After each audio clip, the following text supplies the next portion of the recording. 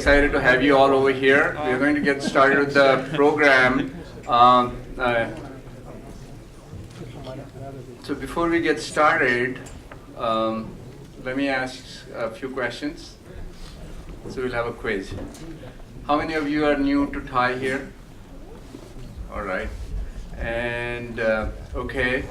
So before you go, there is only one door, as you know that, and you have to become a member. And that's how we make sure there is only one door, and we have 3-4 our volunteers over there. Just kidding. But anyway, membership is just $150, and you get awesome food and so many events. So, and also we contribute back to the society by creating these wonderful entrepreneurial events and programs, bringing on these highly accomplished panelists. So please become Thai member. I'm sure you'll benefit. And if you are already an aspiring entrepreneur, how many of you are entrepreneurs or want to be entrepreneurs? Or I guess going to start something? Great. So this is a great place. You can meet a lot of your even investors, advisors, your co-founders. In fact, I'm going to just, Thai recently launched a program called Thai Launchpad, and we had the first batch. It's an incubator for the only focus on the enterprise, for the, it's a B2B incubator, and Prashant is a highly successful venture capitalist as well as a senior executive. He's the managing director. So they're accepting the new application for the new batch starting in July. So in fact, one of the companies, they right now in the batch, they have about 5 companies, and one of them got funded in a few weeks, right, as soon as they came into this program. So it's really, please go to thailaunchpad.com and you can get more information. And Prashant is also here if later on you want to connect with him to get more. So that's one thing I wanted to announce. And then second is, by the way, sorry, I didn't introduce myself. My name is Naveen Bish. I am the program chair for Thai, and I've been doing it for a few years, and I'm also a board member, just like Prashant, and a few of our other charter members and board members here. And so I'm a volunteer, just like most of some of the folks here. So the second thing I wanted to announce was ThaiCon. So how many of you been to ThaiCon? Okay, those who haven't registered, so today you're just going to get the glimpse of big data from, we have five of the experts here, but we have a full day track on May 16th for big data. So please, if you are in that, in this market, so please make sure you register. And then, and plus we have 2 other tracks, IoT, Internet of Things, as well as cloud infrastructure on May 16th, and then on Saturdays, entrepreneurship, as well as we have technology services, energy. As you know, most of the sectors are leveraging technology to create more efficiencies, improve productivity, etc. So we have other tracks, like I said, energy as well as technology services. Then we have a Thai youth for those who have kids and you want them to become entrepreneurs. Please make sure you register. I think those are the main ones. So with that, let me just, what I will do is, it seems like for those who are not here, I'll just take just 30 seconds to quickly tell you about Thai. Thai was founded in early 90s by a few successful entrepreneurs who came from South Asian region to give back to the society. So the name is the Indus Entrepreneur, but it's an inclusive organization and open to everyone. As I said, just for merely $150, you get awesome food and wine, thanks to Raj. And Raj is our executive director, and with a small staff, he runs this whole thing humming with Kelsey, Ramesh, Harini, and Terry over there. So, and then the 3 constituencies we have. One is charter members. Charter members are a lot of these successful entrepreneurs who are invited, and they, support the organization. We have a number of them here. Could you please raise your hands? Okay, so please make sure you meet. They are very highly successful entrepreneurs and executives, so connect with them. And then second constituency is members. Like I said, anyone can be a member. And the third one is our sponsors. We also have some of them. I saw Stan here from Morgan Stanley. Stan, there he is. He's been our supporter. So we have a number of firms like, his firm as well as himself, and legal firms, VC firms, companies like Microsoft, SAP, Google. All of them support the organization that's for bringing out all these innovative programs. And what we do mainly, as I said, is Lightspeed, Ericsson, Big Data. Oh, All sponsors. all sponsors. That's true. VC firms, all leading VC firms, and we have Arif also here, our biggest supporter. He's a general partner over there at Lightspeed. You'll see him. And then what main program is TICON. We do yearly, and the TICON, by the way, was recognized as one of the top 10 conferences in the world by Worth Magazine in 2011 for ideas in entrepreneurship, along with World Economic Forum and TED. And the great thing about TICON is it's organized by 300 plus volunteers, and with, like I said, Raj and his few staff of like about 4 people. So which is really a unique strength of TICON.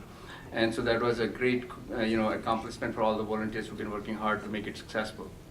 And then other programs we do is industry specific, based on the trends in the market, where a lot of entrepreneurial activities going on. So it's all around fostering entrepreneurship. So like this one, and then we have one next week on Tuesday, My Story program, which is entrepreneur. He's dropped out of his PhD program from MIT and created this company called Meraki. Some of you might know. And Cisco bought it a couple of years ago for over $1.2 billion. So he'll be here on Tuesday evening to share his story. So those who haven't registered would like to hear that. So please do that. So with that, what I would like to do is introduce our co-chair for this track, Piyush. Where is Piyush? Oh, Piyush. So Piyush is, let me just say some good things about him before he comes up on stage. First, let's give him a big round of applause. How about that?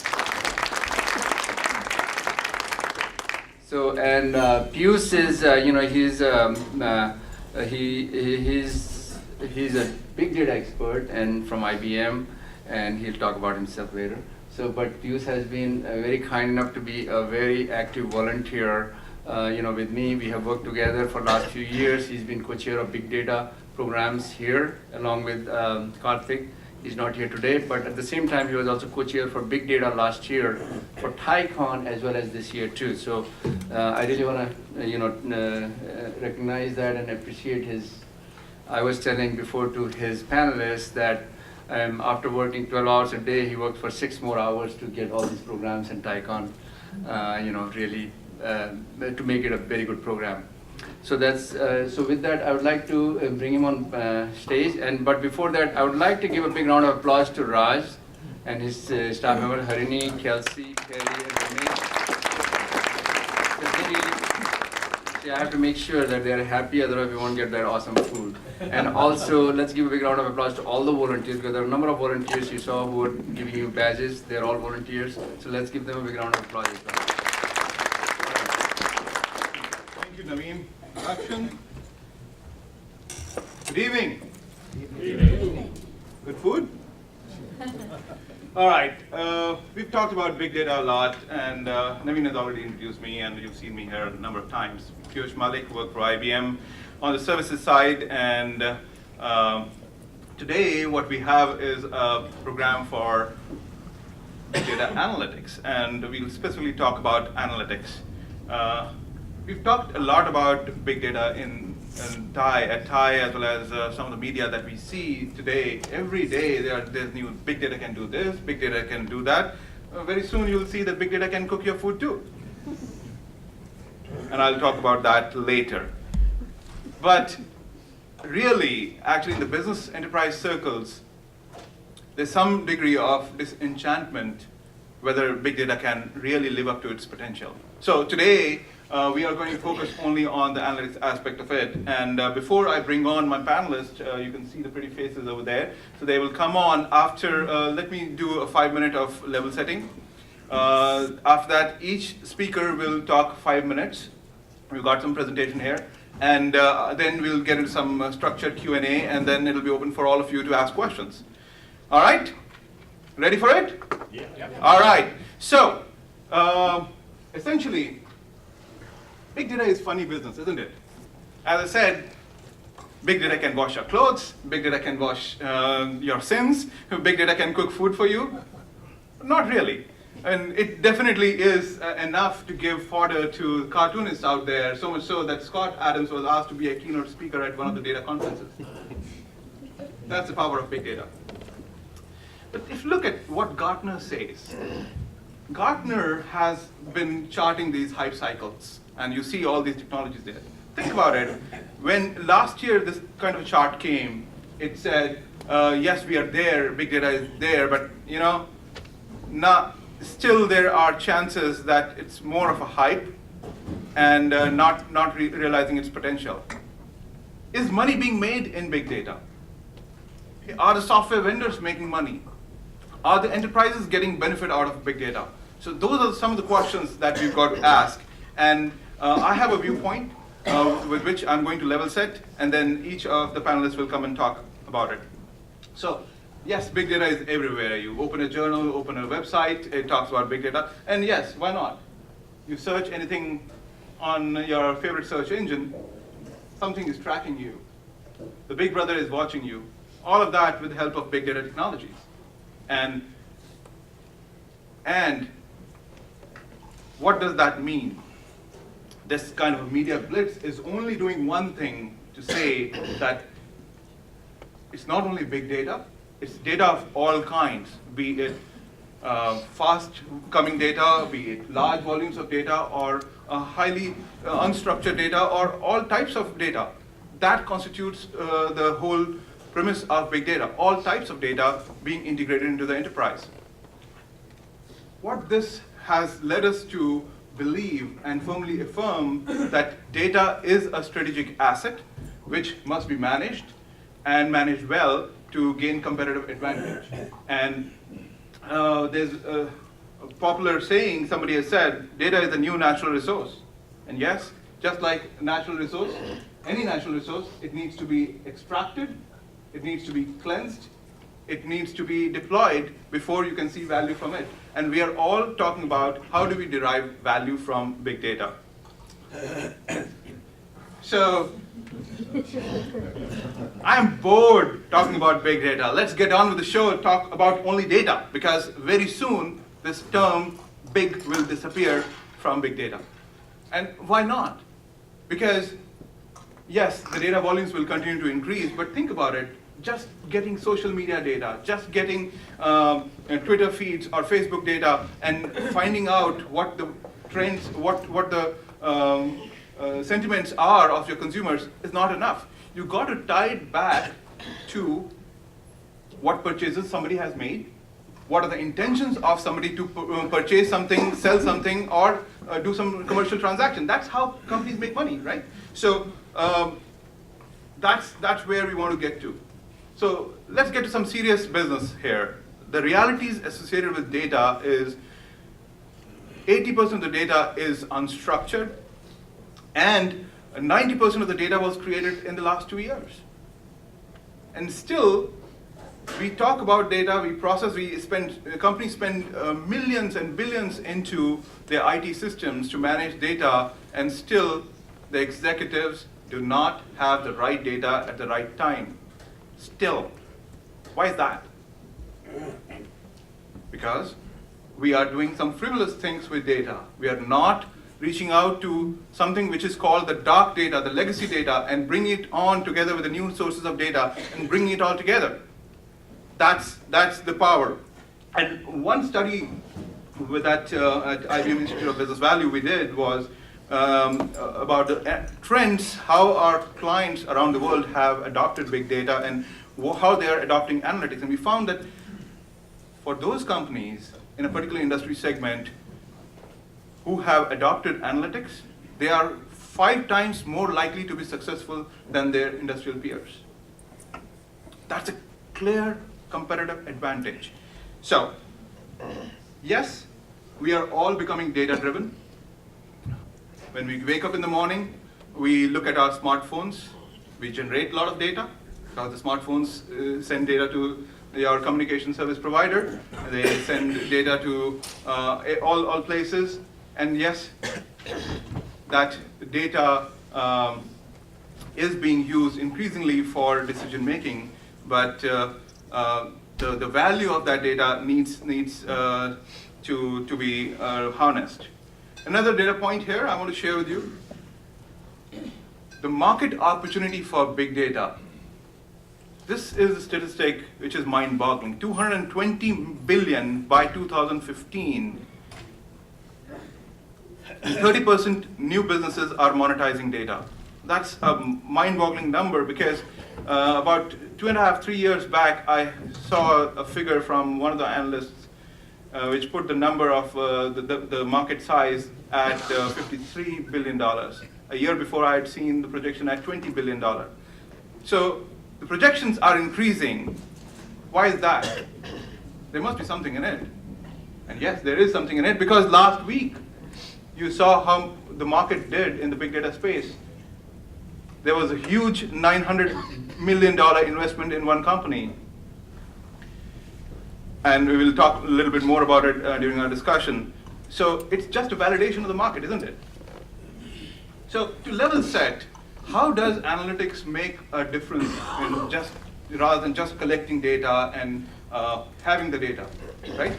So for those who are not statistically inclined, who never studied statistics, who don't know what analytics is, this is a little bit primer for them. We used to talk about data management, then do basic reporting on it, and as the level of maturity goes beyond a basic point, the value and impact of data increases. So from benchmarking, you go to analysis and go to advanced analysis and analytics, right?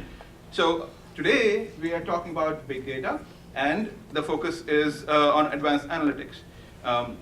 It's all in the sense that it's a continuum.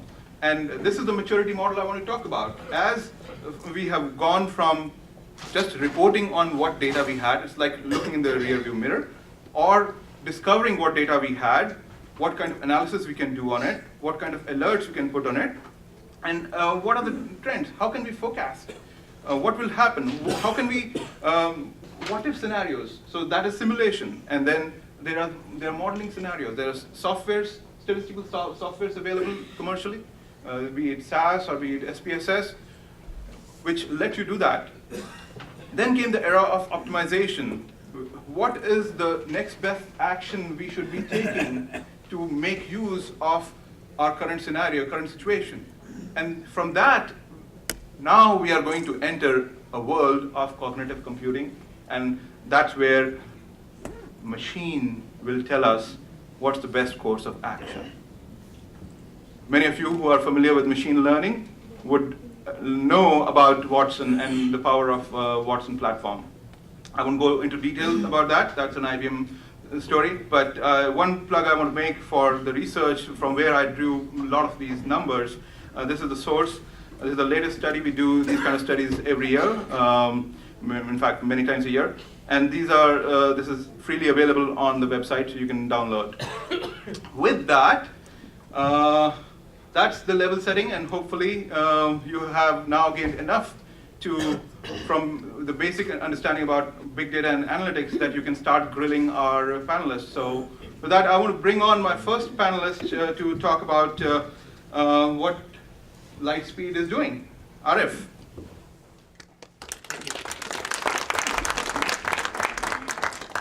All right, I'm probably going to be a little shorter. I probably won't take more than a couple of minutes. I want to cover a few things. One, I want to talk a little bit about Lightspeed. Two, I'll tell you why we're excited about big data. Three, I'll tell you where we're investing in big data. So first, an introduction to us. We are a venture capital firm based in the Sand Hill Ghetto. It's a place where all the VCs tended to gather, 20 years ago, and it turned out to be some of the most expensive real estate in North America. We're on our 10th fund that we recently raised. It's a $950 million combination of two funds. We manage over $3 billion right now across, I think, 4 active funds. And we do early stage investing. And what does early stage investing mean? It means that we are, and we like to be, the first money into a company. We like to lead the round. We help with company building. We help with management recruiting. We help with customer introductions. We take on the risk, just as you, the entrepreneurs, take on the risk. We strive to be your first partner. There's some other stats over here and some interesting companies that we've invested in. Going back to Informatica, which some would argue was an original data company. That was back in the days of smaller data, but it was definitely a data company. But more recently, we've seen some success with companies like Fusion.io, which went public a couple of years ago, Nimble Storage, which went public in December, Nest, which actually isn't on here, which went to Google. That's also a big data company in January for $3.2 billion, and Snapchat, which we seeded actually a few years ago through our big data practice. A little bit about myself. I've been at Lightspeed for about 6 years. I joined as a senior associate, made partner a couple of years ago. I focus exclusively on the enterprise space. That's everything that's buzzword compliant, big data, mobile, cloud. What am I missing here? There's got to be something else in there. But everything up and down the SaaS, of course, up and down the enterprise stack. I came out of Cisco from the mergers and acquisitions group at Cisco, where I focused on a lot of collaboration in SaaS and was fortunate to work on the WebEx acquisition and a number of other acquisitions. So a little bit about why we are excited about big data and why we have been excited about big data since 2008 when we sponsored the first Hadoop Summit.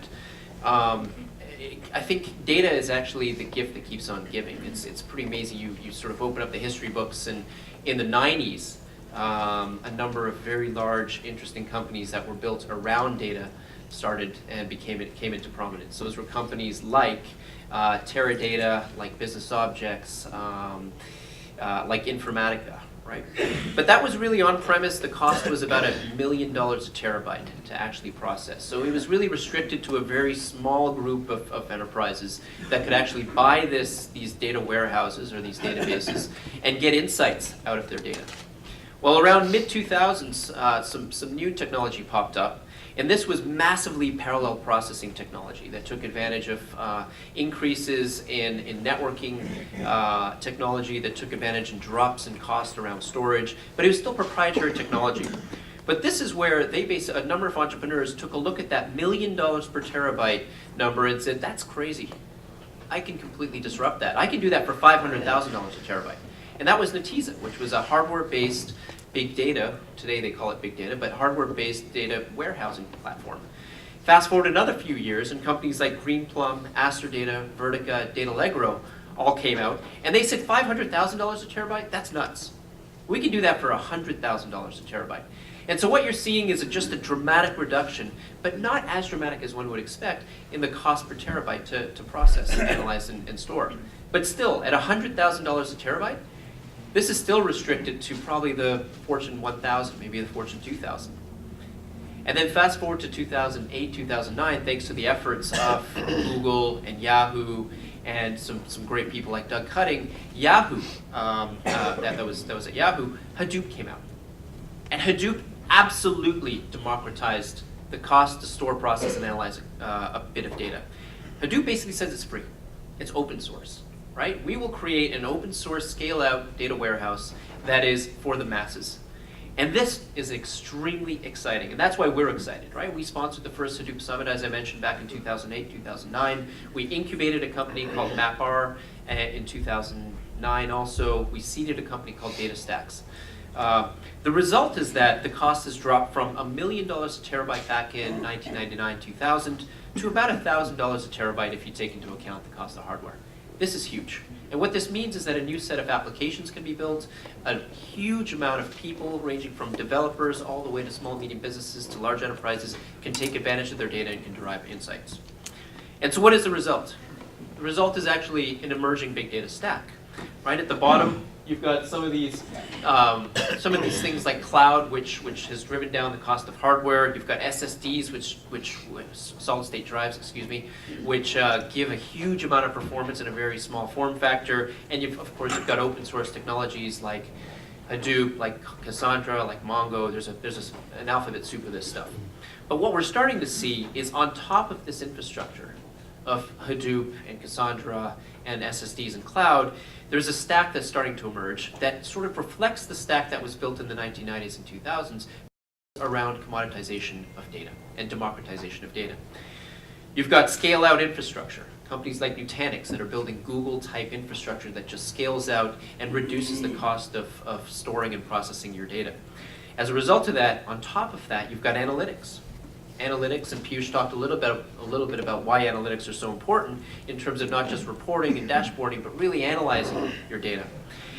On top of that, you've got real-time, ad hoc, exploratory data. What that means is that you and I can actually see what's happening in our data. We can analyze it, we can explore it, just the way we do on Google when we've got a question.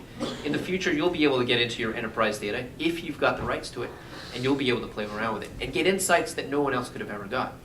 And we're finally seeing applications being built on top of this analytics and visualization platform.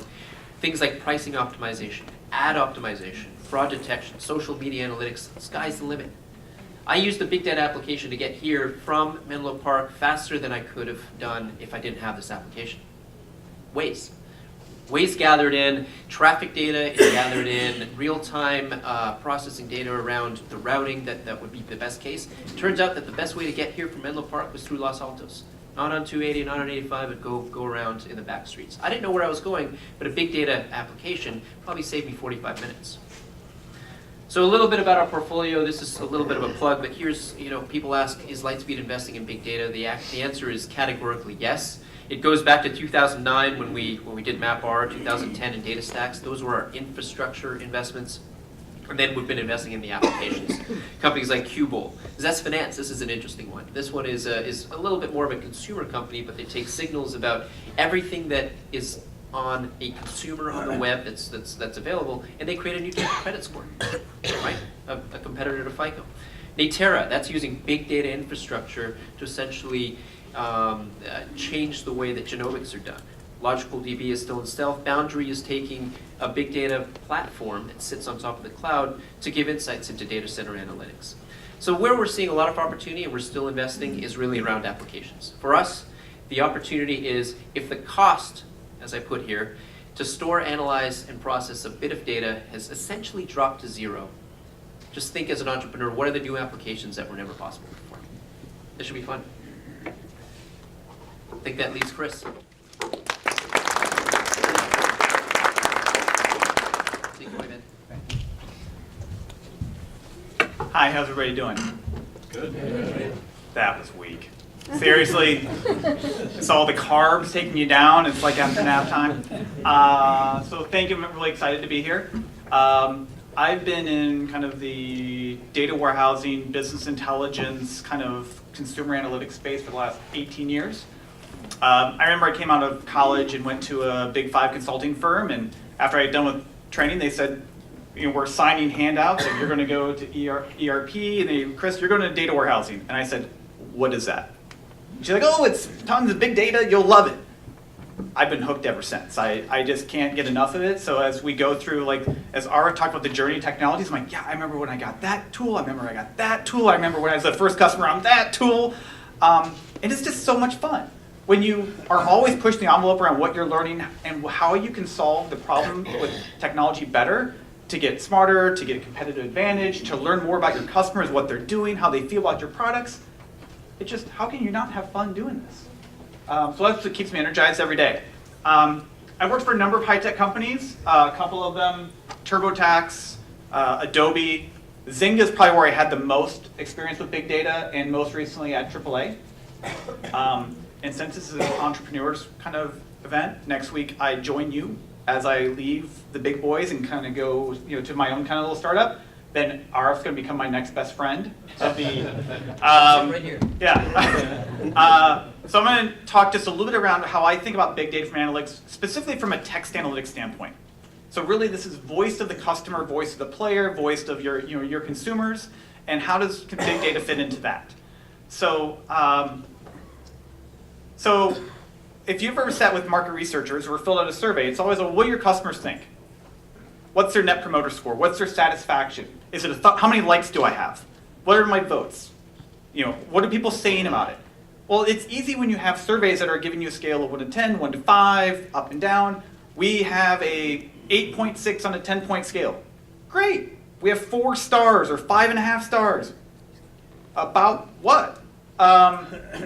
It's all the richness of the text underneath it that really gives you the context around why people are telling you your product is awful.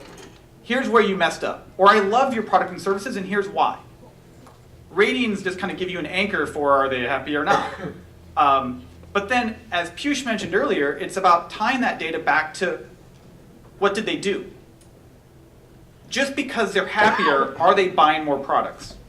Lots of researchers you can say, oh yeah, people, if they love your product, they'll buy more. Well, is that always true? Because I've actually seen a lot of data where the actually opposite is true.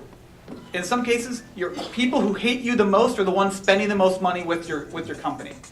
So it depends upon what industry you're in. Now, as you go through it, so from what a customer says, you think of like a voice of the customer ecosystem. Where are all the places, solicited or not, that our customers are talking about our products and services? Facebook, Twitter, Apple reviews, Google Play, internal surveys, call center notes, focus groups, user studies, follow me home. If you've ever worked with kind of more of a market research or consumer research of your companies, they kind of know probably most of these things in terms of trying to tap into, can you tell me more about that experience? What did you think about our product price point? And lots of rich data. Now, on the flip side, from the behavioral standpoint, clickstream data warehouses, just streaming data, like it's coming in faster than we know what to do with it. How many people got this error message? How fast are they logging in? How many times are they hitting the pay button? This is where more of the big data technology is saying just consume transactions as fast as you can. But the special thing is, on both of these, there's tons of data. Now, if you've ever looked at verbatims, try reading them. It's easy to throw this thing into a math equation to a SAS and say, add up all the transactions and how much money did I make? But here's 10,000 comments around what your users are saying. That's a much harder problem to throw kind of sometimes technology at. How do you categorize those verbatims? Machine learning and technology is helping us to scale that. On the data side, at Zynga, 250 million players playing the games in a given month. Terabytes of data coming in every day. Now, the hard thing is how do you link that together? No one's a Zelda fan. It was required when I worked at Zynga, you at least had to make one dumb game reference per PowerPoint deck. From a data warehousing standpoint, because that was where I grew up, I was always thinking, how do I take this market research data from surveys and link it back to the data warehousing guys and marry these things together to really tell a much better story? So in my example, I was always trying to solve, my holy grail was taking perception data and behavioral data and merge them together. So this was kind of a mock-up of something we built while I was at Zynga, of trying to take things of what players are, what they're doing, things like how fast are they logging in, how long does the game take to load, how many transactions, how many friends do they have, how many times are they spamming all of you on Facebook. Next to it, what do they say? I like your game because it's a challenge. I learn new words. I don't like your game because it requires me to spam all my friends. On one half, that's a good thing. You're sending more messages. On the other half, you might say, well, yeah, but I'm actually upset about it. So how do those two relate to each other? And then comparing those things together to say, on one point, we were looking at the different areas of, and then your overall scores. Hey, is this helping my NPS, my Net Promoter Score, my star rating, my rating on iTunes? We were looking at specific things around load time. So an engineer might say, hey, the game takes a minute to load. So from an engineering standpoint, going, I reduce that to 40 seconds. Cartwheels all day long, engineers are so happy because they can quantify that. From a user's mind, they said 40 seconds and 60 seconds, that's still a really, really long time, and I don't know the difference. By that time, I left after 5 seconds. So from a perception standpoint, you're not done until you get that down to 5 seconds. So engineers were always looking for that balance of the perception to say, when do I know that I can actually stop fixing this and go on to the next problem? And then actually drilling down and actually, let me see those actual people and those comments around what they're doing. So I was always trying to strive of merging, using big data to take all the great behavioral data that we're getting and merging with all the researching data, whether it be solicited or non-solicited, to tell a more complete story. And with that, Sai.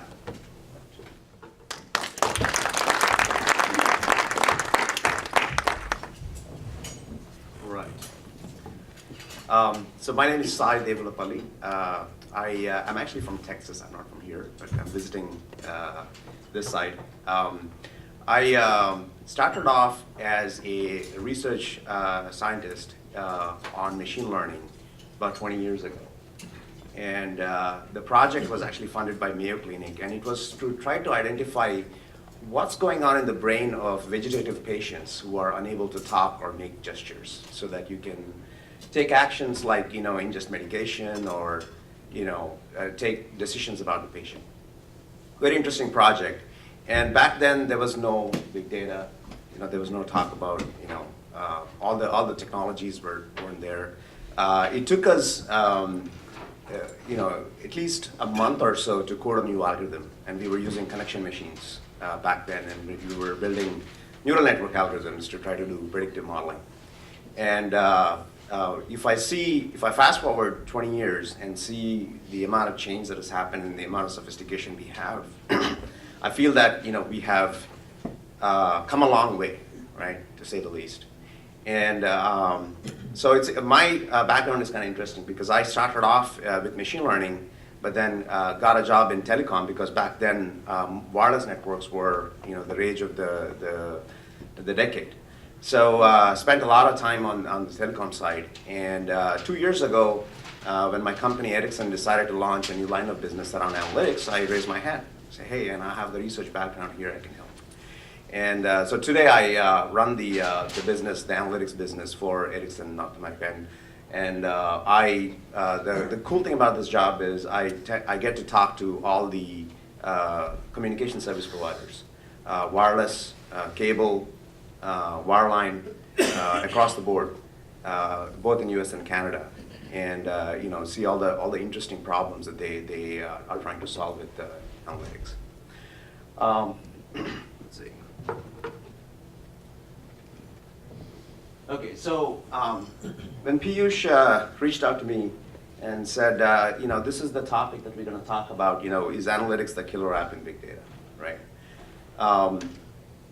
The telco industry is pretty interesting because nobody in the telco industry lifts a finger unless there is a return on investment. That's the first thing that they ask for, right? Unlike a lot of the other industries. So you have to prove to the management team that there is a return on investment before they decide to invest in it. Interestingly enough, a lot of the telco operators actually built out Hadoop stacks just because it's cool and it looks good on the resume. And they're trying to figure out what to do with it now, right? And the management teams are coming to us and saying, hey, we have this big, large Hadoop stack and we have data all over the place. And we thought it was cool, but we really don't know how to use it, right? So our approach, and we've been doing this for a while, which is you always go in with a return on investment proposition, right? Why should you spend money on this? What is the expected return? That is the biggest challenge, I think, for big data. And one way to address that challenge is actually to start looking at analytics as a way to justify the return on investment. And we'll talk about that. I'll walk you guys through the logic for that. So in the telco space, right? So you're talking about wireless companies like Sprint, Verizon, AT&T, T-Mobile, Rogers, and Bell up in Canada. Wireline space, you're talking about CenturyLink and some of the other smaller tier 2 operators. In cable space, you're talking about Comcast. Time Warner Cable was acquired by Comcast, so they're pretty big. And then there are a whole bunch of other cable companies in North America. So there are a lot of use cases around. If you start looking at big data as a way of, okay, I need to do analytics and understand what's going on in the network, there's actually a fairly clear taxonomy or dimensions of use cases that you can look at. Okay, so you need to be able to come up with predictions around customers, right? How are my customers behaving? What kind of experience are they having, right? And are they churning? And if so, how are they churning? And some of these operators, we're talking a lot of customers. The largest operator in North America has about 100 million customers, right? The wireless operator. So, and you want to do it at a personalized level, right? So you want to know what's in the mind of every single user, okay? Not an easy task. Predictions about devices, right? What is the uptake for the new Samsung, S4 and the new one that's coming out, S5, right? What is the performance of that device in the field, right? In a macro scale, you can always do sampling testing and try to project it out, but you want to know in a macro scale how is the device performing, because there are lots of variables that could change the performance, and what you do in a lab environment may not necessarily be the right thing to do.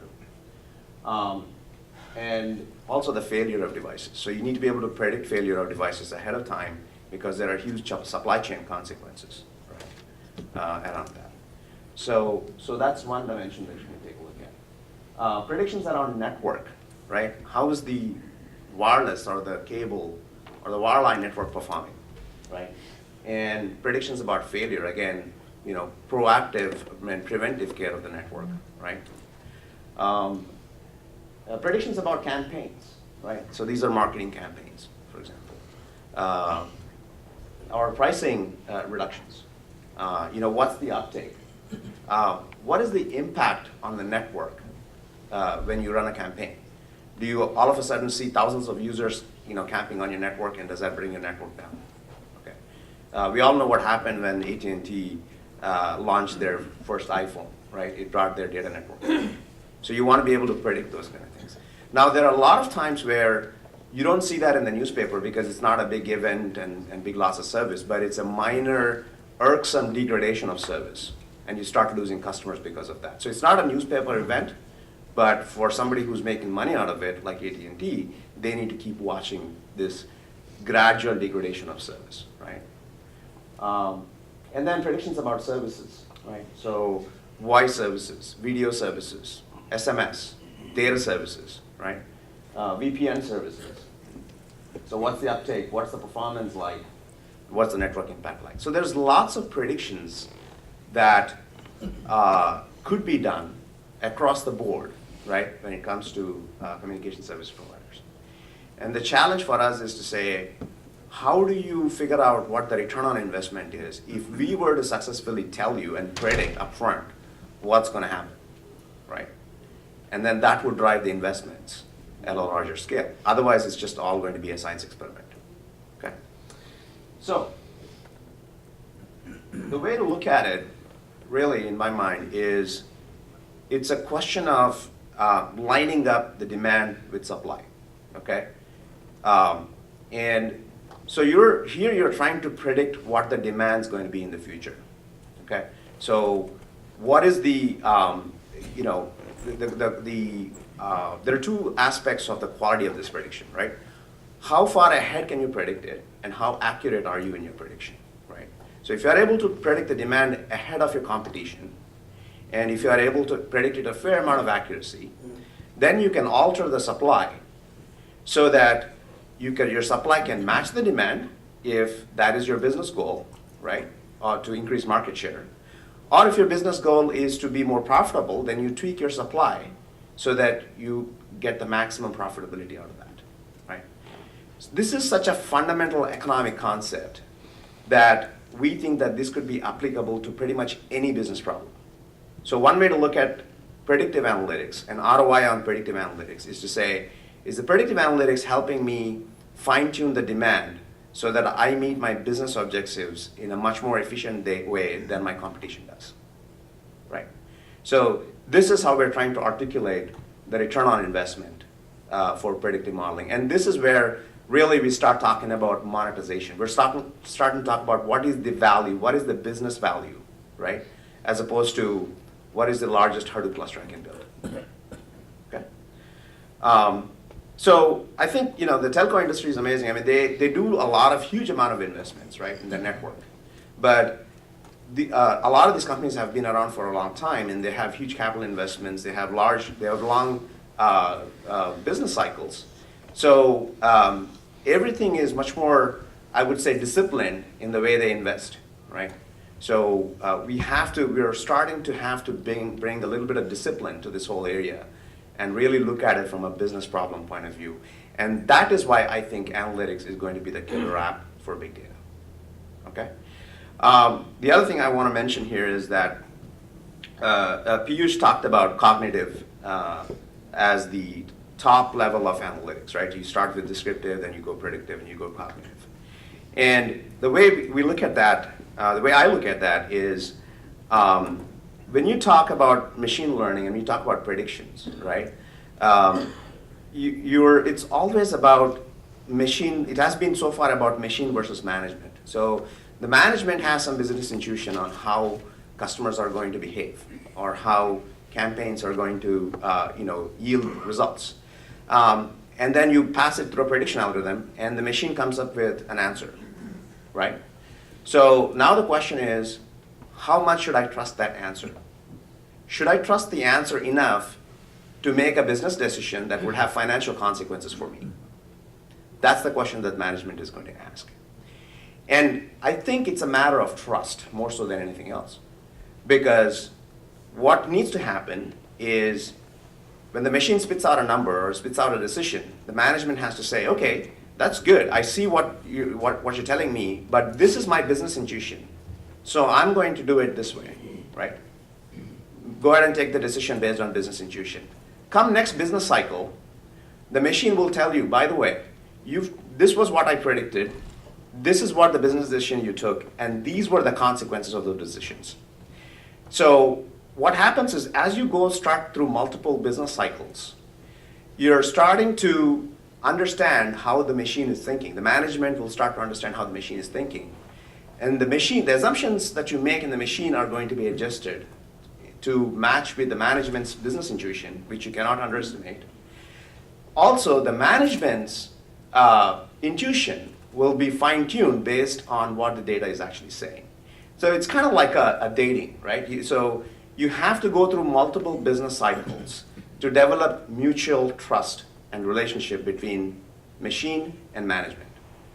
Only then can you graduate from this predictive model where you get a score and then that's all you get. You have to decide what to do with that score, to where management is looking at the machine as a trusted advisor, right? So that's, I think, the holy grail for analytics. Okay? All right.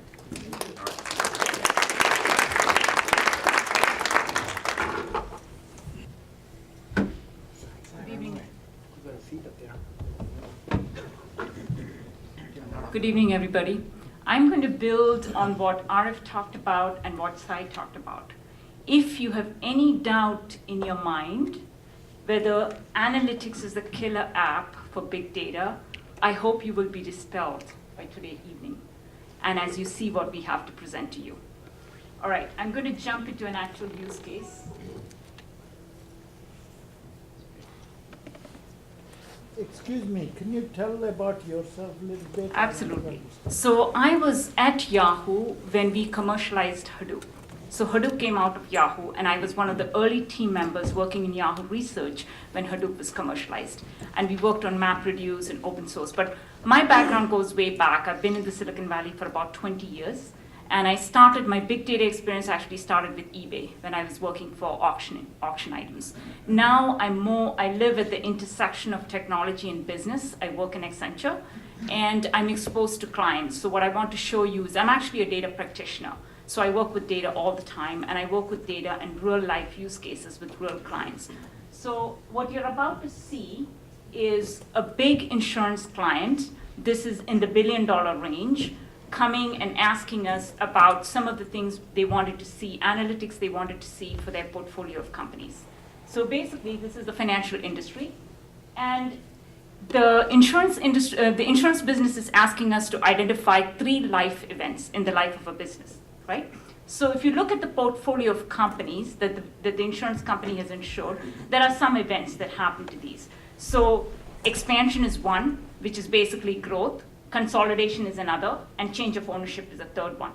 Usually what happens is when an insurance company goes out and insures these small, medium, and large businesses, they remain static. The insurance company has no way to know what's actually happening with these businesses once it's insured, right? There's no visibility. You hear after the fact that this business has grown. For example, if I'm an insurance company, very large insurance company, and I've insured Amazon, I have no way to know how fast Amazon's growing. Maybe if Amazon's a public company, I have a little bit of visibility. But what if I knew ahead of time what's happening with my portfolio companies? What if I knew how fast my portfolio companies were growing? How quickly different sources, right?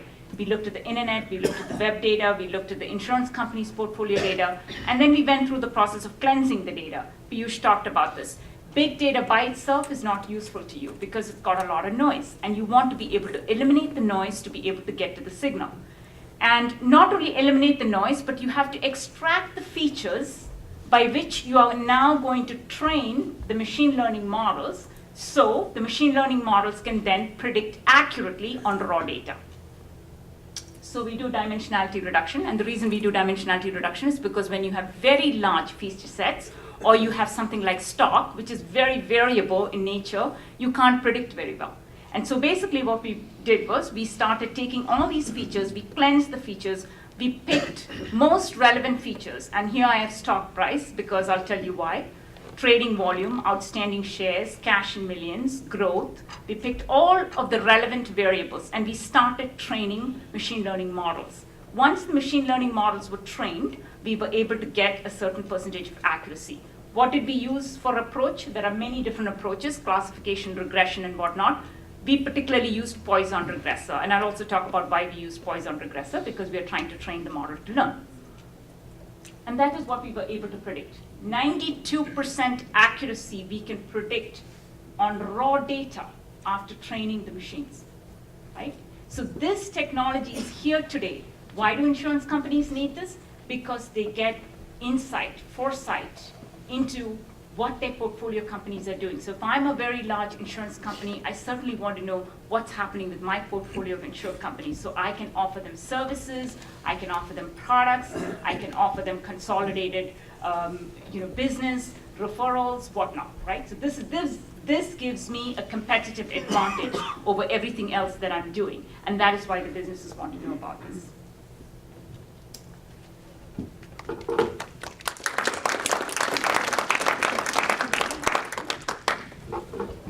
Hopefully now we've got good background, and as you saw from the conceptual business side to the infrastructure side that Arif talked, and then Chris talked about 4 different industries and his experience there, and then telecom, and now insurance case study in depth. So hopefully we've covered all the bases for you.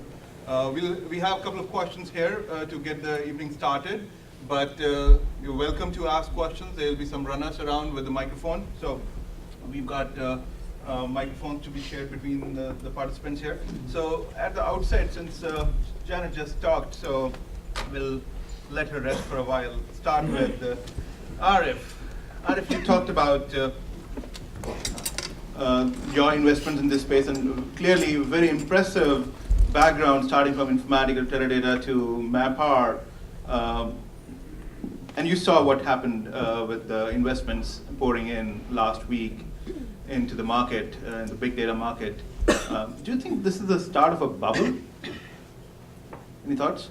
I think that's the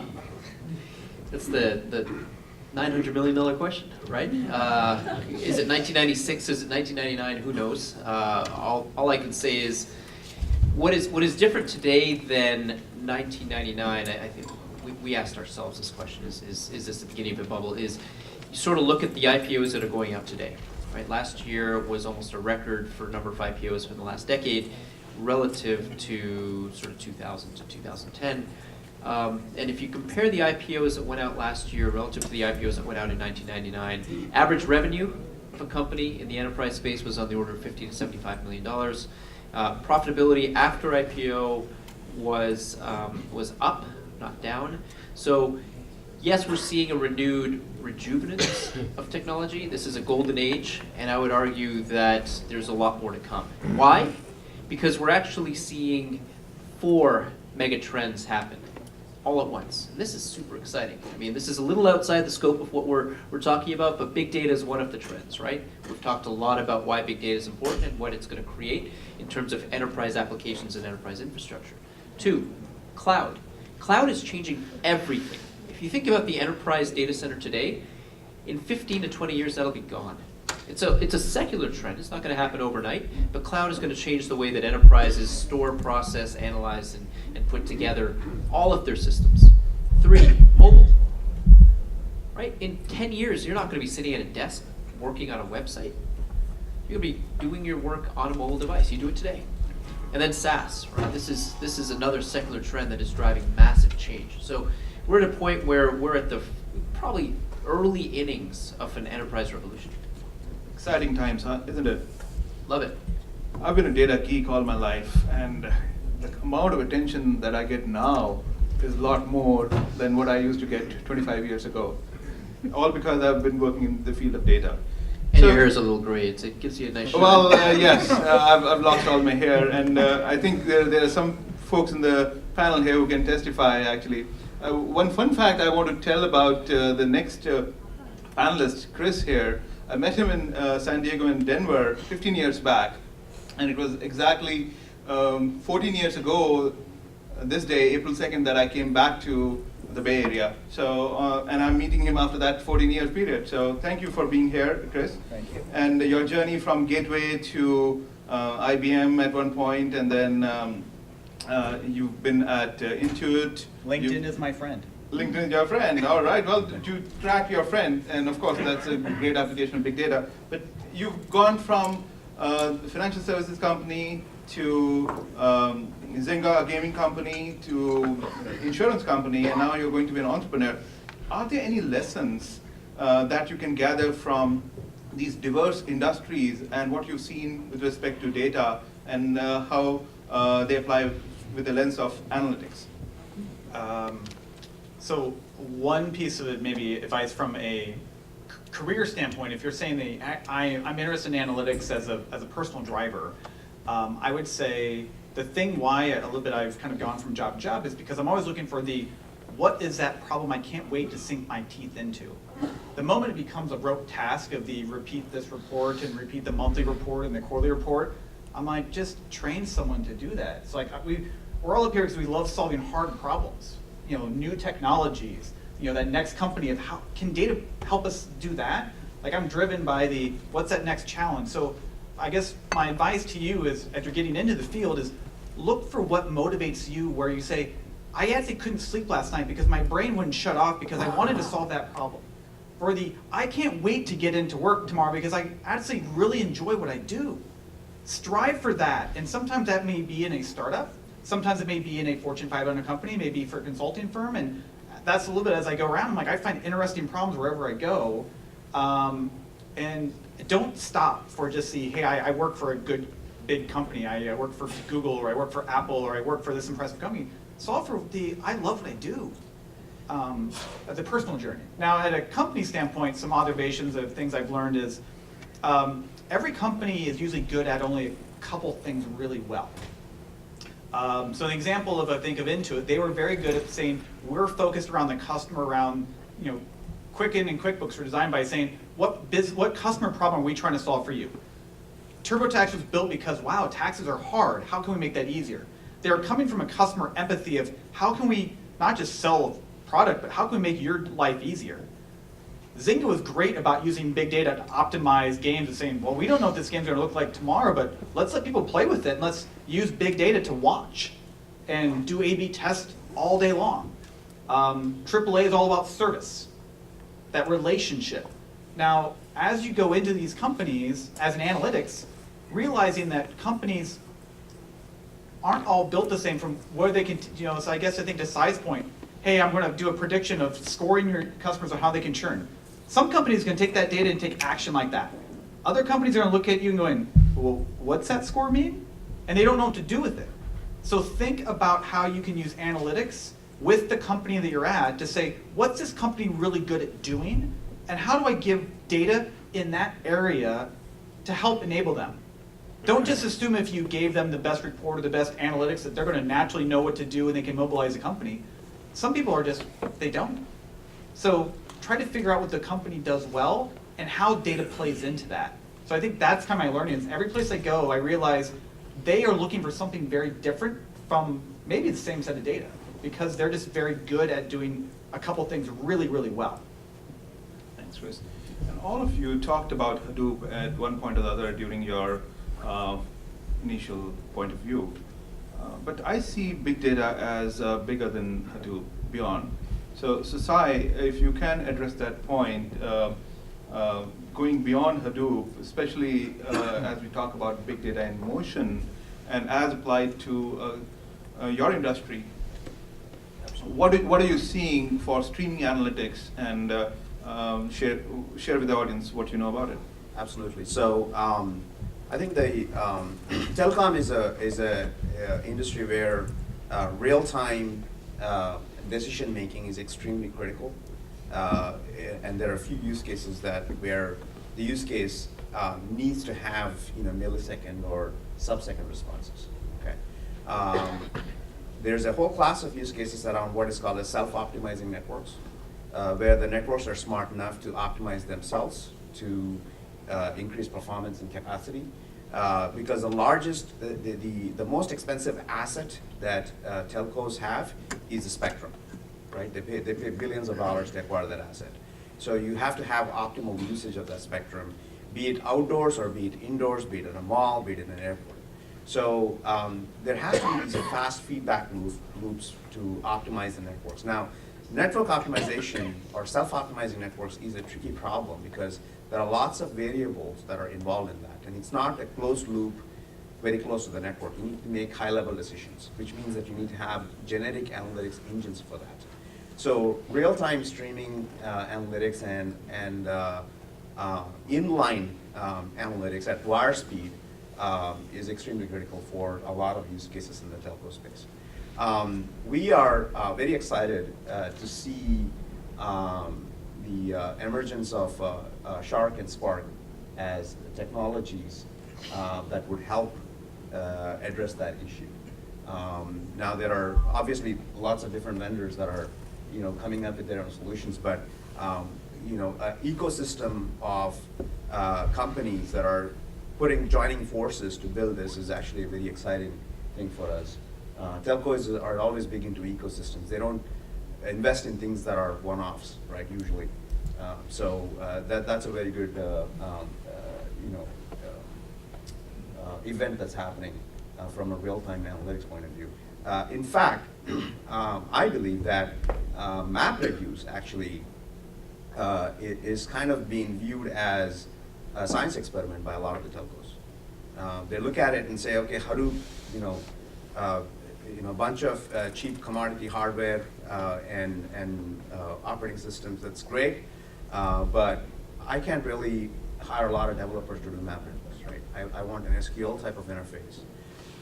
And I want to do a lot of real-time analytics. So we actually see Shark and Spark as kind of reviving, if you will, Hadoop to make it more meaningful from a real-time analytics point of view. You talked from the technology point of view. Let me share something that one of my clients in the telco space actually, they found that especially in Asia, there is a tendency to have a prepaid account. More consumers there are prepaid, and the margins are wafer thin. And churn, of course, is a big problem in telcos, right? And they figured out that if somebody's phone call drops 5 times in a month, they are more likely to churn. They're more likely to go to a competitor. What do? So you need to be able to figure that out through the call data records that yes, this is the 5th drop in a month, and before it happens again, give that person some incentive so that he sticks on. So give him an online SMS with a coupon code or some extra minutes or something to keep him with you. I mean, that's I've seen with 2 carriers in Asia, and they've implemented some real-time analytics along with campaign management, a closed-loop campaign management, and seeing a dramatic result in retention. I'm sure you, with working with AT&T, Sprint, and others, absolutely have seen that as well. Yeah. So really, I mean, the telco use cases run the gamut of real time and near real time. I mean, so the self-optimizing networks use case is really fast real time, right? And the churn use case that you talked about, where you want to take immediate action so that you don't lose the customer. Think of it this way. You have these high value enterprise customers that are having a bad experience. You want to be able to reach out to those customers instantaneously and apologize for the experience they're having, even if you don't give them any financial incentive. That in itself is actually going to speak volumes, right?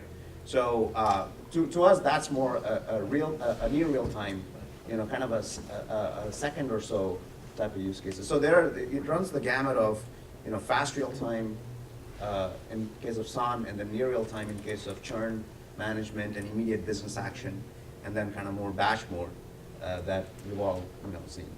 Great. And if there are questions in the audience, please raise your hand and somebody will come with a mic. Meanwhile, there we have Twitter handles of some of the speakers out there. So if you guys are out there tweeting, please use that. There's a hashtag big data at TISV that you can use at the top as well. Coming to you, Janet, you gave a great insurance industry perspective and a case study, which was like putting the bow on top of the present, basically how it works.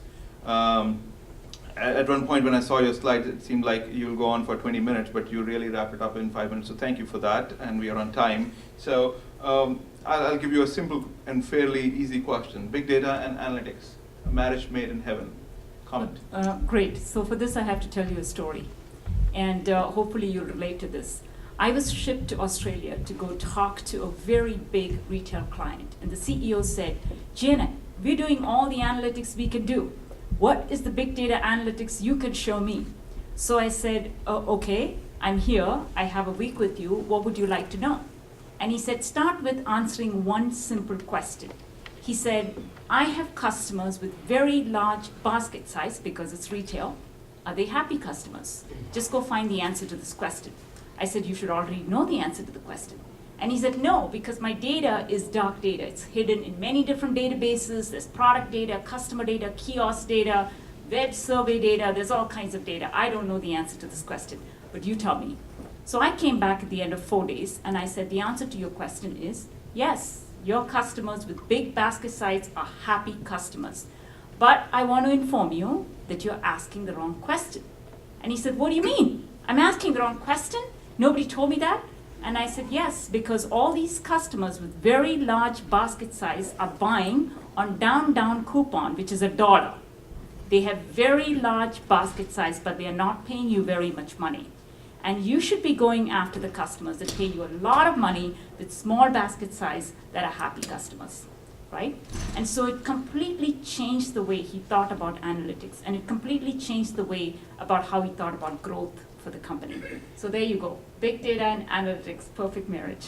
Great story, Janet. So one thing which I like about you is you have experience with eBay. That's where I have consulted as well. I've spent a year there. You worked at Yahoo and Apple as well, as we were talking earlier.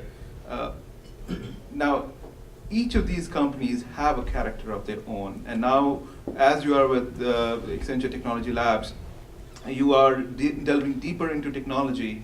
Do you see big data actually as, and we've seen that through the conversation so far, that big data seems to be at a cusp where emerging technology is bringing the cost of computing down. It's bringing the ability for non-technical users to ask questions of the data that they already have. And that having said, the fact that you were able to go and tell the CEO you are asking the wrong question, I think that's the essence, that's the power that only data can and big data can give you. Because about 10 years back, I wouldn't have been able to say that. You agree? I agree. I totally agree. I think in the analytics journey, we have come a very, very long way. We started out by simply using analytics as reporting, right? We reported numbers. We just brought back some stuff and we said, here's what it looks like. Then we went to say, okay, now we have a bit more than reporting. We have some insight into the data. And now we're finally at the stage where we have foresight. We can change the game. We can turn data into intelligence. And that's where the power lies. If you have intelligence with your data, you can now change the course of your business. You can change the course or the path of where you're going to go with that intelligence. And to be able to take analytics and make it intelligence to drive your business, that's powerful. Great. Any questions from the audience? All right, there's a question from the gentleman out there. There's a mic. Please wait for the mic. Thank you for a wonderful panel. My name is Nagesh, venturing into a startup of my own, and big data plays a significant role. What I would love to know from you 3 years, you 4, data is not necessarily insights. I think all 3 of you said that. But in an enterprise, data needs to be actionable in a workflow and an operational process. What examples have you seen where it is sort of seamlessly fitting into it, either through sensor data or customer data or service data. I'm loosely calling it workflow integration. I would appreciate if you can give one or two examples of success. Maybe Sai, you can take that. Yeah, so there's actually the workflows for communications providers from a back office point of view could get fairly interesting. For example, if you go into your, the AT&T website and order a new TV service, right? The US service, for example, or if you get a new plan, a new phone and a new plan, the amount of provisioning and the amount of coordination that needs to happen, behind the scenes is quite daunting actually. Because your account needs to be provisioned, the hardware needs to be provisioned, capacity needs to be provisioned. There's a whole bunch of stuff that needs to happen, right? So one of the things that we have been able to do is to really put metrics around every single instance of a workflow, and to see how well the workflow is performing, not from a theoretical point of view, but from actually an empirical point of view, right? And we've been able to quantify that across the different aspects, across the different stages of the workflow. And that had given the operator tremendous visibility into where the workflow is working as per it's supposed to and where the issues are. And it also kind of gives a feedback loop where they go and fix the workflow, right, where the issues are. And then they go back and they get more data from what they've fixed. So it's kind of an iterative process that they go through for iterative refinement of workflow to increase, overall performance of the workflow. So we've actually seen real life examples of this. There's highly KPI and metrics-driven analytics is what's needed. The other challenge there is really one of organizational. There are different organizations in large companies especially that the workflow cuts across. So there's a huge coordination effort, and there could be a lot of finger pointing too, saying, I'm delayed because you're delayed, right? So again, metrics is key to kind of, diffuse that tensions between different organizations, especially when workflows have to cut across different organizational boundaries within the enterprise. Anybody else want to take, Chris? Sure. So back when I was at TurboTax, and you guys don't appreciate it, tax day is coming up. Have you paid taxes? You mailed it in, it's coming up. TurboTax, great product, shameless plug. So we were working on the support standpoint. So as you can imagine, you're getting close to April 15th, and someone has a problem with their taxes, and they're calling in, and they're getting very anxious. I thought I was going to get a refund, and now you're telling me I owe thousands of dollars, and the clock is ticking. I'm getting pretty upset. So people are always trying to get a hold of agents, and according to when the scale happens, you can't scale a call center that fast. You can scale search engines and FAQs, but you can't go from a call center of 500 people to 5,000 people in a week and train them up on your processes. So we were trying to do as much we could with self-service, but people wanted to talk to an agent. And there were certain agents trained to do certain things, logging in, federal, state, kind of the gamut. So we were always trying to provide a good UI to allow users to self-serve to get the right phone number. Well, what users did is we also were transparent on how long the wait was. So, of course, what did users do? They went to the lowest number. Well, I don't care that this says it's about going to print my return. That says 5 minutes, that says 30 minutes. I'm going to call the 5-minute number. And they wait 5 minutes, and then we put them in the back of the line of the 30-minute number. And in the background, we were doing a ton of text analytics to understand what they're doing. But that was always like every week, why are they calling? What are we doing? Are the numbers going down? Are the people talking? Are we solving it? And we started thinking, wait a minute, but this is always reactive. And then we tried to figure out what feature do we release to make that number go down. So we actually said, let's take the technology and embed it into the user interface. So instead of making a user navigate through our different silos of training, we basically said, well, let's just have them ask the question in their words. What is your problem?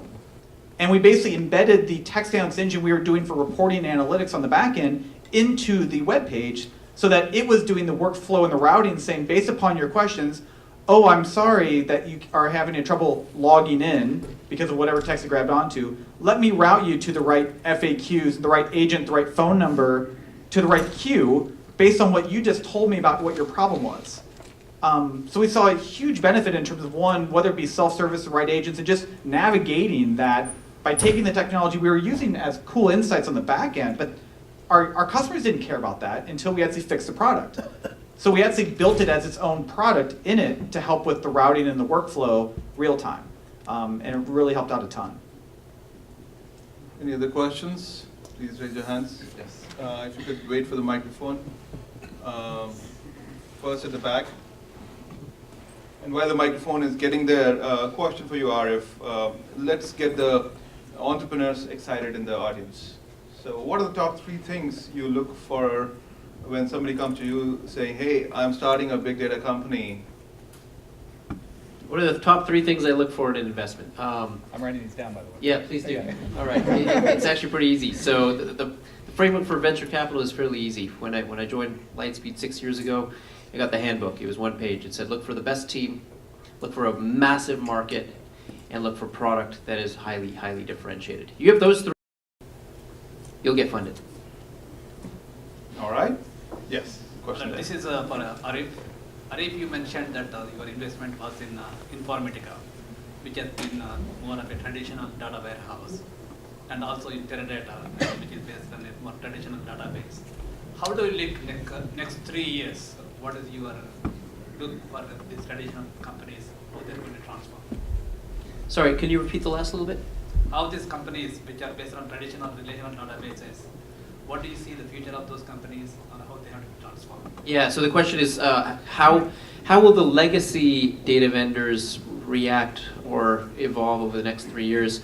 I mean, this is the reason that there are so many companies that are coming in today as startups and are nibbling away at these multi-billion-dollar markets. The reason that Silicon Valley exists and the reason that venture capitalists are actually in business is because this is the area where the young eat the old, right? So think about how many companies in tech have been around for more than 25 years.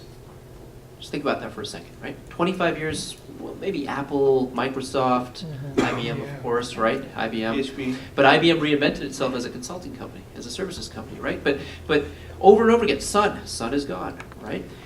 The reason that Informatica and Business Objects, SAP, all those will be under attack and will have to reinvent themselves to take advantage of this new big data, either by acquisition or by innovation, is as a result of the startups that are nibbling away at their massive markets. And Arif, is it only big data or is it cloud as well, software as a service model, which is going to totally shake these companies out? Well, this is what I said. We're at the forefront of 4 massive trends, right? Big data, mobile, cloud, and SaaS. And that is going to shake up the $1 trillion enterprise market over the next decade. And that is why I'm excited to be an enterprise investor. Absolutely. Let's hope we can inject some energy into the audience. More questions? Yes. So I have a simple question. What is the difference between predictive analytics and cognitive analytics?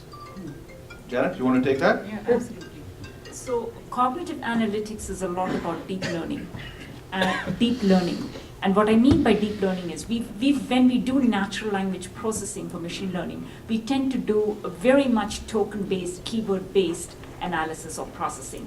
But now we can actually process entire paragraphs, entire texts like human beings do, add reasoning to it, and then be able to process that just like humans do. So I call it more like natural language intelligence. When you get into natural language intelligence and the analytics around that, that's more cognitive analytics. It also has machine learning, but it is an added component of reasoning and intelligence added to it. Just to give an example here, on cognitive, essentially, if you were to think about the power of text analytics, which we started talking about. Entire passages you can't understand, human beings can, they have the context, right? Machines typically don't, especially the programmatic machines where data goes in, data comes out, you program. Those machines don't have the context. Now, think about a statement. Last night, I shot an elephant in my pajamas. A human being will understand, but a machine is likely to think that who was wearing the pajamas, and whether I was using a point and click or whether I was using a gun. Right? So that's an example where cognitive technologies can really make machines intelligent and make it come to life. Anybody else? And you have machine learning background as well, Sai. Yeah, so I agree with both Piyush and her. I mean, predictive analytics, the way I look at it is, usually it boils down to one of a few decisions, right? Or about predictions or outcomes, basically. So is the outcome going to be A, B, or C? And what is the probability of the outcome being either A or B or C, right? So that's, and you can apply that to pretty much any type of prediction.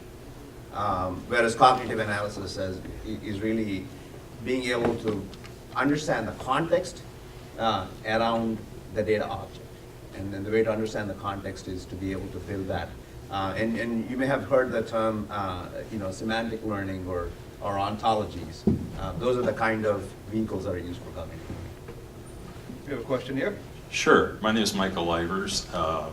Chris, this is primarily oriented towards you. I really appreciate what you said about customer satisfaction scores and text analytics. I worked on a program for a former company of mine that had a focus on purely the number.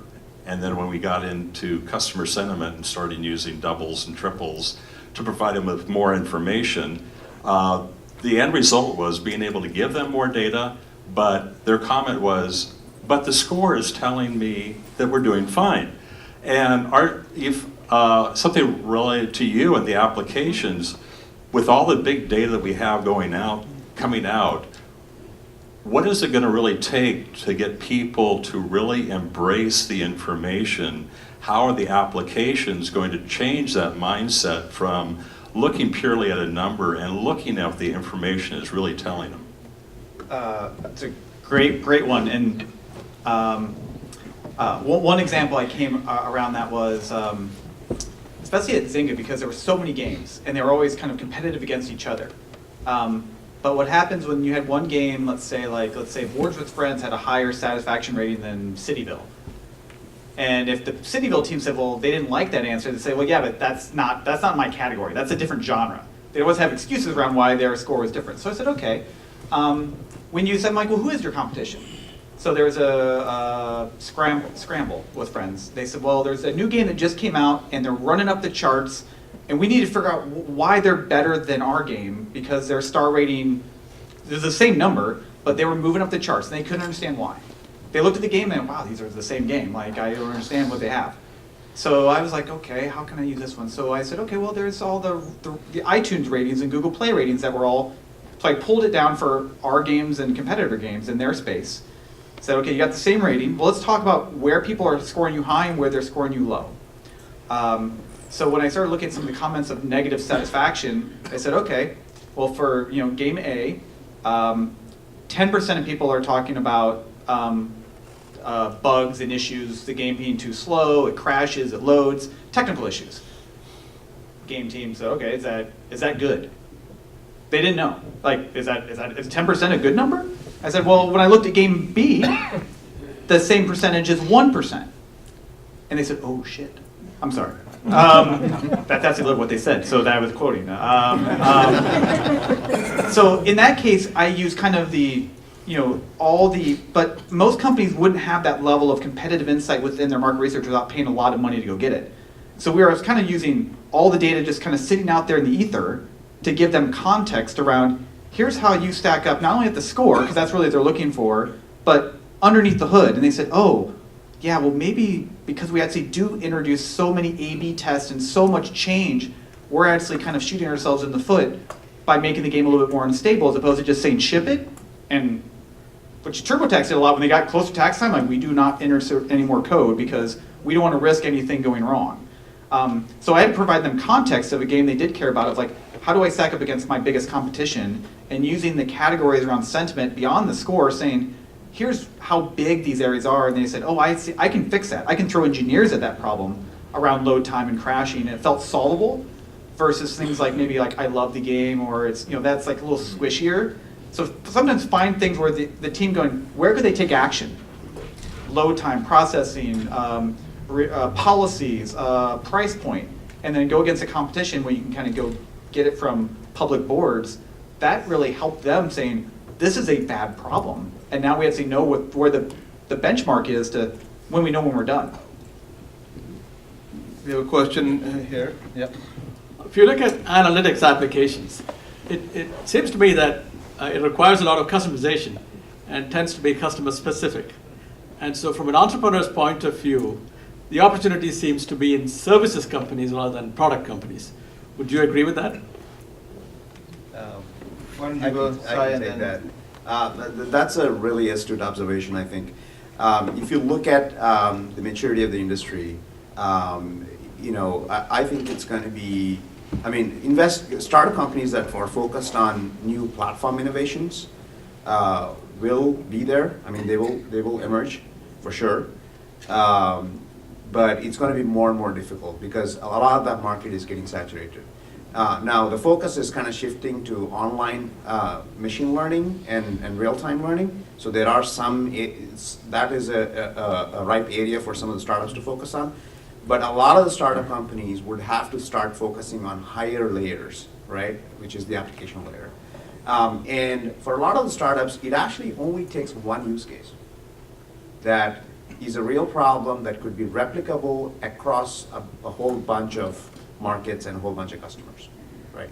So rather than trying to become a large analytics player, the startup companies really should be looking at that one use case or maybe two use cases to focus their energies on that could create success for them. I'll let Arif go as well. Yeah, that's exactly right in terms of the opportunity for entrepreneurs. I would highly dissuade you from at least seeking venture capital to go create a services company. The reason being that services companies scale with people, which makes it very, very difficult because over time, the quality of people that you can get that are experts in your space tends to go down, and revenues go up linearly. Whereas in product companies, where you can focus on a use case that is potentially either verticalized by industry, verticalized by job function, or even horizontally applicable across industries, where analytics is a component of the application, that's where you can actually build a real company. So a lot of us have talked about analytics, and one thing which some people may still be wondering, how do we operationalize analytics? And maybe, Janet, you can throw some light on that. Yeah, absolutely. So you can start with trying to figure out where you want to tackle. Is it growth that you want to tackle? Is it churn you want to tackle? Is it the customer base that you want to tackle? I also agree with the other gentleman. You have to pick an area that you want to go after and then open that area up to say what kind of data you can find from that area. The other way to operationalize analytics is really to say, do you want all of your data in your company to go? So one of the things Yahoo did was they said, let's figure out, because our data is so siloed and we want to try to figure out how to get maximized value out of our data. They actually put data on a data platform. So you can think about putting data on a platform, because ultimately the data that's out in production is quite different from the data you'd actually be analyzing because of PII information, privacy and whatnot. So you will anonymize that data that's out, production data. You'll bring the data in-house, anonymize data, but now you can start to make linkage between finance data, HR data, business data, targeting behavior, advertising data, and you can pull together correlation among all of these different data sets. Thanks. Yeah, question there. I have a question for this. You could identify yourself, the name and the company. Oh, my name's Vicky. I'm the founder of Fletch. It's a platform connecting young entrepreneurs and mentors. So I have a question for this gentleman in Lightspeed. Would you mind maybe sharing some examples that, is there any startup that ever interested you relate to big data? Well, that's a broad question. So is the question, are there any companies that I'm interested in the big data space? I'm not quite sure. Well, we're investors in MapR and DataStax and Qubole and EdgeSpring. I'll give a more tangible answer to that. So around 2009, I got fascinated with probably one of the world's best kept secrets in terms of enterprise software, which is a big data company. It's called Palantir. It's in Palo Alto.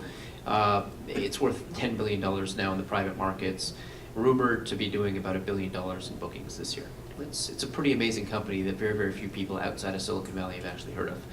Now, what did they do? Well, very simply, back in 2005 when they started, they took a look at the governments and they saw that there were disparate data silos. And those silos were sort of sitting across many three-letter agencies, FBI, CIA, NSA, et cetera. And each of those agencies were collecting information on bad guys, or bad people. But they really weren't talking to each other. And so what Palantir really figured out was, how do you tap into these various data silos? How do you unify the data without crossing the lines of security, of compliance, data security, or of governance? How do you allow an agent that's in the FBI to actually augment data that's in the CIA? You look at my name Jad Mohammed is actually, that's actually a bad name, right? In post 9/11. So how do you make sure that RF Jad Mohammed is actually not the RF Jad Mohammed that they flagged in the CIA database, right? Palantir figured out how to do that with a big data infrastructure that, one, unified these data silos, and two, brought intelligence out of them for a lot of people to use. So that's one example of a company that has absolutely fascinated me and has created a fantastic franchise, and we'll be hearing a lot more about them over the next few years. Thank you. You talked about entity resolution there, right? And how Palantir is doing it. I'm told that they have tons and tons of data scientists who just love solving problems. By any chance, do you have investments there? We're not an investor in Palantir. Okay, all right. All right, we've got time for maybe one or two more questions. So, there are many hands. All right, the lady with the mic. Yes. Hi, I'm Beena. I'm with IBM. So, in the execution, I see problems all the time because of the data collection across the organization, especially in large enterprise customers. We see challenges with span of control. We see challenges with cleansing of data, and everybody wants to see the return on investment very quickly. And until you have the right data with the right KPIs, with right control and right model developed for it, it's not really easy to show ROI. So any shortcuts to success there? I can take that.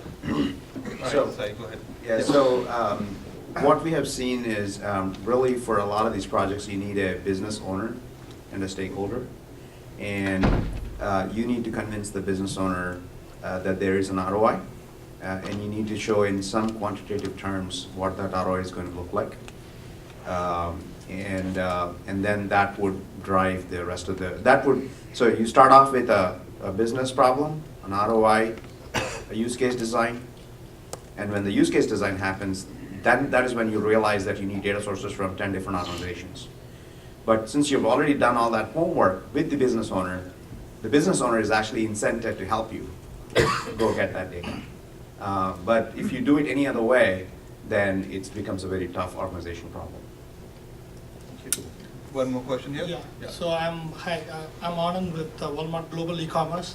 So in my mind, there are two kinds of data, right? The one that's created by human beings and the one that's created by the machines, right? So the way I see it, devices are the ones that connect the machine created data to the human beings created data, right? I'll give you an example. If you go by the Nike, wristbands, in the olden days, a doctor or somebody or a device in your home is going to explicitly measure and make sure your heartbeat, your pulse rate, your calories intake, and all that, how much it's going to be, right? Now you got a device that syncs up with your iPhone, and it tells you right away. So my question is, do you see any of these, sources of data creation taking over the other one, or devices coming in between and kind of creating a transformer type, apocalypse? And where you get the money part is, where your product differentiates itself from the others. Great. Now, just to close off this panel, we're at the top of our allocated time. In 140 characters or less, tweetable thoughts, each of the panelists, what's the parting thought? Janet? For me, I think it's about embracing what's coming next, and trying to get ahead of it rather than play behind. So embrace big data, embrace cloud. More than 140 characters. Next. Okay, I'll try to keep it within 140 characters. The way to monetize big data is analytics.